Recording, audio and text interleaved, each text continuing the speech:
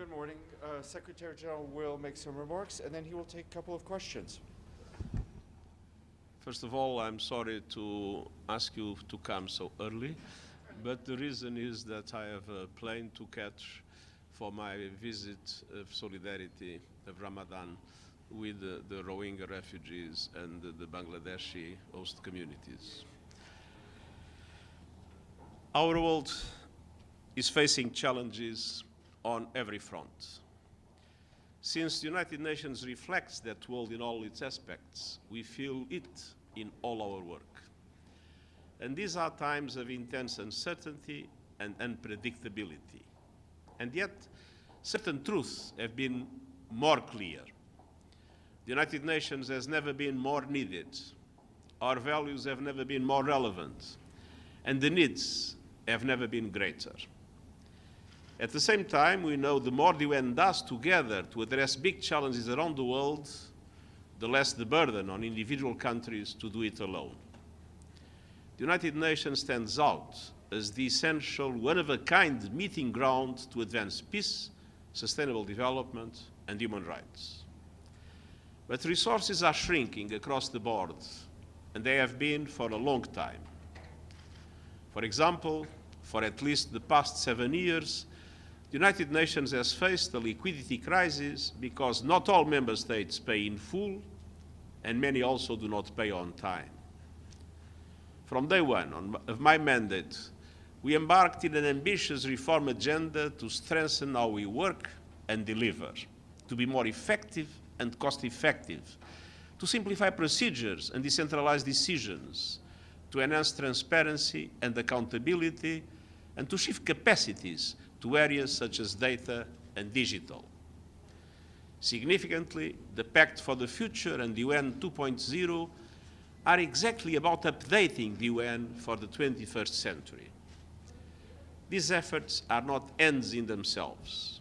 They are about better serving people whose very lives depend on us.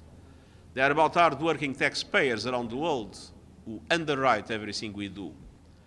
And they are about ensuring the right conditions for everyone serving under the UN flag as they undertake their critical work. For all these reasons, it is essential that an organizational system as complex and crucial as the United Nations subjects itself to rigorous and regular scrutiny to assess its fitness for purpose in carrying out its goals efficiently. And this 80th anniversary year of the United Nations is a prime moment to expand all our efforts, recognizing the need for even greater urgency and ambition. That is why I have informed yesterday UN member states that I am officially launching what we call the UN80 Initiative. I have appointed a dedicated internal task force led by Under Secretary General Guy Ryder and composed of principals representing the entire UN system. The objective will be to present to member states proposals in 3 areas. First, rapidly identifying efficiencies and improvements in the way we work.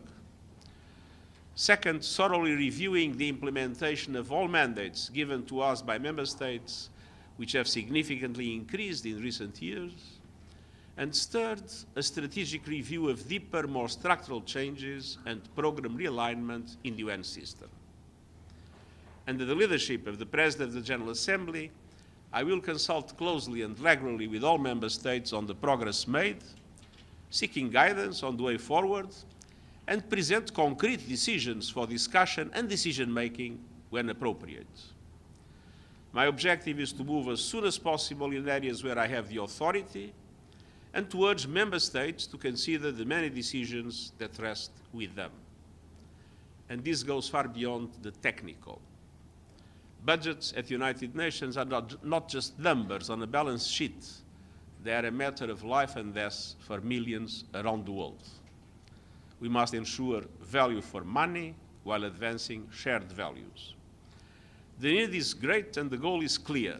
An even stronger and more effective United Nations that delivers for people and is tuned to the 21st century. And I thank you. Thank you, Michelle. Thank you. Secretary Secretary General, on Ukraine, Ukraine has agreed in principle to the US proposal for a 30-day ceasefire. What's your message to Russia at this time? And can we also get your reaction to the growing global trade war? Trade war. First of all, in relation to the ceasefire, we, of course, will welcome a ceasefire in Ukraine. I mean, too many people have died. A ceasefire is indeed a positive thing. And we hope that it will materialize. And we hope that it will pave the way for peace, a just peace. And you know what are the parameters that we consider relevant for a just peace: the Charter, international law, and the resolutions of the General Assembly. This, Tariffs, trade war. I think we live in a global economy. Everything is interlinked. And obviously, one of the great advantages of having a situation of free trade is to create the conditions for all countries to benefit. When we enter into a trade war, I believe all will lose. Maggie, sorry. It's early. Secretary General, good morning. Is this UN80 initiative a UN version of DOGE, the Department of Government Efficiency that we're seeing in Washington? And do you anticipate significant UN staff cuts? First of all, nothing to do with that kind of initiative. We are talking about completely different processes, methodologies, and objectives. This is a continuation and an intensification of a work that we have always been doing. I'll give you just an example. We have been investing in Nairobi, creating the conditions for Nairobi to receive services that are now in more expensive locations.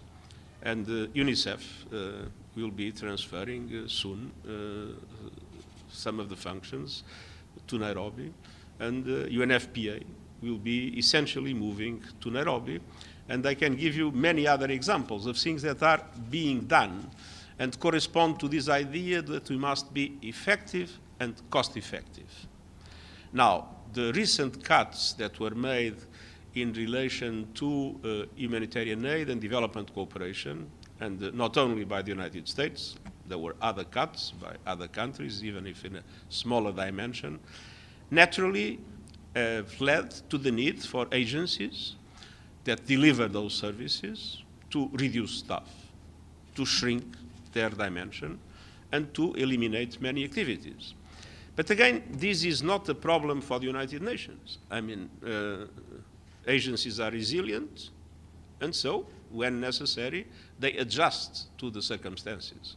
And indeed, thousands of staff have been laid off by several agencies.